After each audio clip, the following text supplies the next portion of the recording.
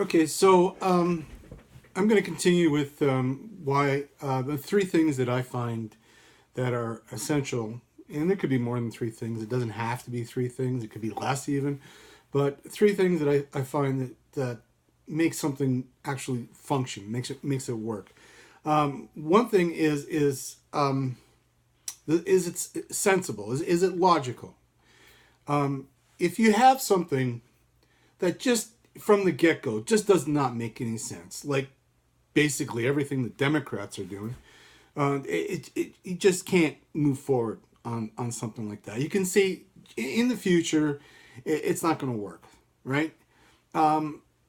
It's just going to create hardship, or it's just going to create bankruptcy in terms of economic. And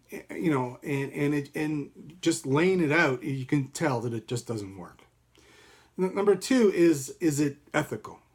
Now, ethics is something that you can kind of play around with a little bit, but I mean, really, basically, is if it's equally applied to everyone. If it is, then I would say it's ethical. If you're looking at some of the cases on the that are bringing up in front of Mueller and stuff like that, Robert Mueller, the special prosecutor in the Trump Russian collusion, that there is no way, there's no way on earth that you can say that that is ethical, because they're using standards for one group of people versus standards for another group of people, and they're not even close. What Michael Flynn did is highly questionable. He did anything wrong. Meanwhile, on the other side, there's tons of stuff that have been, rules and laws that have been violated, and nothing's happening to them. And it just kind of makes you kind of mad, and kind of, like, I think this is what's fueling a lot of this resentment, or this upheaval on the right, because we just see constantly the fact that we're not treated equally, we're not treated fairly, we're not treated ethically compared to our democratic counterparts. Now, number three, is it sustainable? One thing, in my previous video, I said taxation. Taxation just does not seem sustainable. Over a period of time, taxation would creep up and take most of your income. And look at my previous video if you want to see what I mentioned about that. But in a nutshell, is taxation eventually robs you of your disposable income more and more as years progress, and that's not even adding new taxes, which they do all the time. So if taxation isn't sustainable, you got to put in a system that it is sustainable. One view that I have in taxation is that it should not be based on personal income. Okay, you can tax companies, right, to do business in Canada or wherever in the States, and then you tax people on their buying items.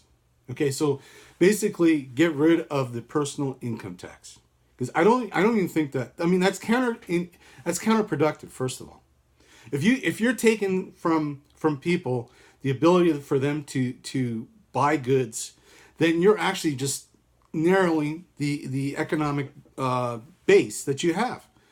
Think of it. If a person has to pay taxes, and and it just limits them on what they can purchase. And these items is what actually builds the economy, right? So, of course, with this you would have to limit how much spending you do, right? And because I would say no borrowing. What you make is what you spend. So you got to really focus on what you're spending your tax income. This is the government tax income on. If you're worried about national defense and you want to spend the majority of your money on defense, that's where you're going to put the money in. That's fine. Then you can spread it out after that. Whatever pet project you have, you can then put the money towards that, where you can allocate so much money towards that. But you've gotta keep yourself within your budget. This open ticket to a fractured reserve, endless amount of money. No, that's not sustainable. And everybody knows when the government borrows, right, to fund their budget, they're actually stealing from you. Even that part, they're stealing from you, because quite frankly, when they borrow money, they're devaluing the money that's already out in circulation. Okay, so if you think about it, when the bank hands over, you're talking about the central bank hands over $1 billion to the government, that $1 billion is now in circulation, and it is devaluing the money that's already out there. So that in itself is what we call inflation, and it's causing people's buying power to be less. A better system is not to borrow money, ever borrow money. The money that's out there is and it'll just grow in value. As your economy grows, that money will actually grow. So if you choose to hold on to money, you're already making. You don't have to search out high income, RSPs or any of that stuff, mutual funds. You can just sit on your money and it will grow. And that is so much better than we have right now, because you put your money under the mattresses like they used to do in the old days, it just starts to disappear. Like 1 year it's going to be 5% less than the previous year, and then after 5% less than that the following year. So you're never going to get ahead. You're going to always lose. So what's the point of that? How can you sustain anything in that kind of model? You know that the money is not going to be there. Like if you're talking about Canadian dollars, Canadian dollars ain't going to be there in 20, 30 years. It's just no way. Our debt, what is Canada's debt? 267% of the GDP?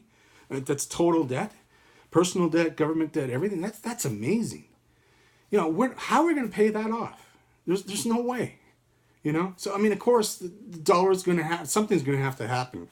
Of course, we're not going to be the leader in Canada. We're not going to be the leaders in that. We're going to be sitting by the sidelines waiting for somebody to do something, and then we'll probably join in. But in the meantime, our debt is just going to be continuously worse, and our economic situation is just going down the old sinkhole.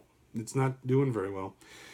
Anyway, that's my 3 points that I wanted to give. I'm going to do a little thing on the fractured reserve, how I totally disagree with it, and just find it is a violation of the 3 principles that I stated.